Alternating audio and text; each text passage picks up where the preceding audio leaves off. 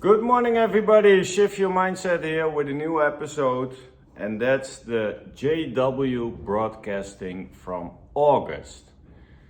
And of course, it's always shocking when Stephen Lett is back in the game and is the host of the JW broadcasting, but the videos are also shocking if you look at a deeper level. And that's what I always do. I always think, why? Why are you presenting this? One of the first videos is about hospitality. People inviting each other over to have a meal, to be together, and always they emphasize on how important it is. I always think about BC and AC, before COVID, after COVID, and I see a difference in that. Before COVID, it was more normal to invite people over. After COVID, you see a lot more division among Jehovah Witnesses. But that's why they made this video, and the underlying message is right up in Stephen Lett's alley. The end is near. The last days of the last days of the last days. And there comes a time that we need each other. So set aside all the personal feelings you have. We have different personalities, but we need each other in the end. So don't moan. Do your best. A sister is chasing after the discounts in the store to prepare a meal, and she wants everybody who comes to take someone with them she doesn't know too well yet, so she can know them. And other people are tired after a day's work. And then a sister is coming to them at the end of the congregation meeting while they want to go home and relax because they have a full week ahead of them. So it's a midweek meeting, I think. But that sister, you have to take that time for her because it's in her benefit, not in your benefit, because you think, I don't want this, but you still listen to that sister. So it's a mixed, awkward video. If you want to watch it, you're free to watch it, but this is what it is. And they're making it so awkward, that video about hospitality. It's something that it's natural. Why are you making a whole video about it? We have in this moment a contractor, is also a neighbor from downstairs, here on site, building a home, a little cozy wooden house for us, on poles. We're loving it. That's why I'm making a little bit slightly less videos, because I'm busy there. And at 11 o'clock or whatever, I think, hey, we're gonna make something. So I get my pot, go upstairs, make a sausage with some chutney, just a piece of bread or whatever, or make like a stew with rice and potatoes and sausage in it, a little bit of onion, and we have a great time together. He doesn't want to leave the site anymore because of the friendship that comes with it. But it's something that you have in yourself. It's not something that you have to force onto people. From, hey, oh yeah, good reminder, I have to do that. While your head is not there, while you not want to, or you're not intending to, or whatever. It has to become natural. But nothing about Watchtower is natural. And nothing. No, it's all about setting a standard that people have to follow. even if they have no intention of doing that. But you have to put away your feelings. You have to tear down your office, because there is a place in that office for an air mattress for someone who has been attending the pioneer school or the elder school or whatever, and you can host them in your house, you can have them in your house, because those stories at the end of the day are gonna encourage you and your wife. Even if you don't have money, you are be able to do this. So that's my opinion. I feel pushed to a certain place by other people, how I have to behave, and if I'm not letting people in and tear down my office and put it in my own bedroom and blow up an air mattress, everybody can do that. So they set a standard always in their videos who are not representing daily life, in my opinion. It's always a goal out of people's reach, the general public reach. Only 1 or 2% can do that, but everybody always is encouraged to do that also. So what are you creating? You're creating people who think they have failed if they are not going to that level. Because what if I don't want to clean up my office, take that desk out and everything, the computer and everything, and blow up an air mattress for somebody else? If I don't want to, that's also fine. If I'm not into it, it's also fine. But why is Watchtower always creating this impossible line for people to pursue? Because then you have grip on them, then you have power on them, because they always think it's not enough and they have to do better, they have to do more, they have to invite people, because it's part of being a Jehovah Witness. It has nothing to do with being a Jehovah Witness. Some people love to do that. Hospitality is in my blood and in my wife's blood. That's why we're having a guest house and stuff like that. Other people think, no, that's not my cup of tea. I'm more into whatever. Some people have a veggie garden. Other people don't have a veggie garden. Some people like to do mechanical things. Other people think, hey, I go to a mechanic and I pay for it. So it's all good, but in Watchtower Corporation, you're always pressured in a certain direction. And I think they know that after COVID, people became more independent, more onto themselves.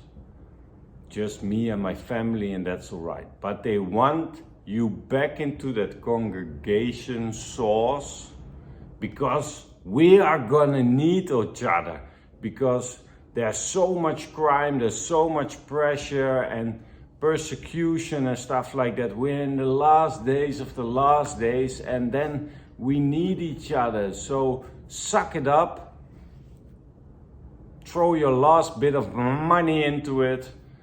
Don't care about your personal situation. You don't need an office. Don't complain about that you are tired and stuff. No, keep shoveling the coal. Toe the line. That's the game of Watchtower in this video. They push you a little bit more and more and more. But people are tired. People are tired, people. So I think it will become a problem.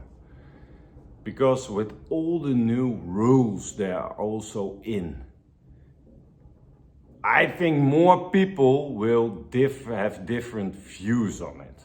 So I think more people wouldn't go along with each other anymore.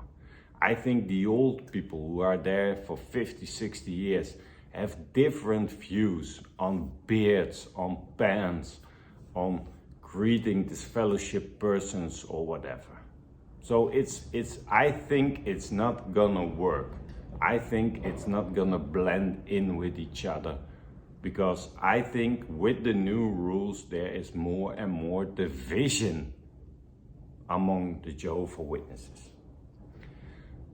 Then we have the gems that you have to study more, that you have to go deep into the scriptures. But the only thing they're doing is quoting Watchtower articles. That's the strange thing, what I found interesting in this JW broadcasting. It's about a family of sisters, daughters, who are losing their father. He is shot down in front of the house by machine guns. They try to kidnap him. Again, a very unrealistic scenario for a lot of people, because most of the people are still safe, but Watchtower goes always to the extreme. And his last words were, "Jehovah, take care of my wife and my daughters." That's an emotional last words.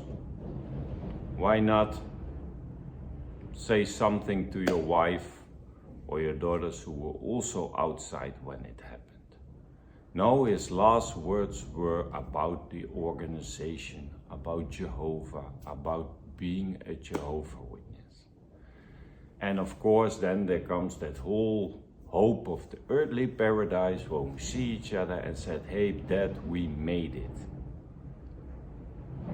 Family, not Jehovah Witnesses, wanted to take care of some daughters, but no, we have to stick together because we are Jehovah Witnesses. Then we get the spiritual gems where I was talking about Hosea, and then they go on to Amos and whatever in the next series. But Hosea had to take back Gomer from Jehovah. And they said, like Jehovah was displeased with the actions of Israel, he took them back and he was looking at the good deeds. And the scene of Hosea could be represented by Gomer in the same way. So, Jehovah is such a loving God that what he feels with Israel, that they are unfaithful to him, but he's still loving them as their people.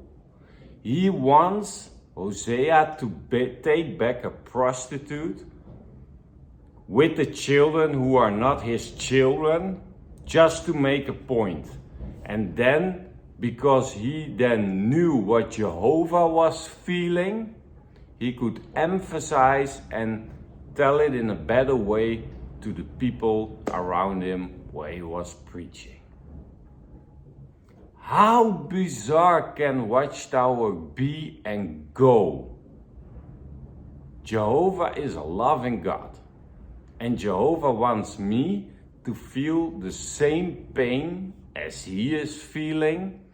So take back a prostitute, an unfaithful wife with children who are not yours, just to make a point, to prove a point, and that you can feel what I am feeling. So if I'm hurt, I want you also to be hurt in the same way I am hurt, just to make a point, to prove a point. Is that unconditional love? Is that love? Is that love? Not even unconditional love, but what that has to do with love in the general way. So Hosea was taking back an unfaithful wife with his sons, and that is an example for us. Is that the new standard? That whatever happens to you, how unfaithful she is, just take her back. And he encouraged Hosea, hey, it's not gonna be just okay. You have to love her like I love my people. So not only it's awkward situation, no, but he had to love her again. Love. So what message, where are you going, Watchtower? What is the point? What do you want from your people, from the Jehovah Witnesses? What do you want to make clear with this stupid video? Then we had a video about forgiveness, and that if people repent, that they are welcome, and that Jehovah always is looking at the good deeds we do, not also the motivation. Jehovah, you don't have to do it for others, but Jehovah always is with you every day. He sees everything you do. And that's reassuring, because you don't have to do it. Other people, friends of you, don't always see your good deeds because they're not always there. So they don't know what you prayed to Jehovah, they don't know what you did that day, but Jehovah knows.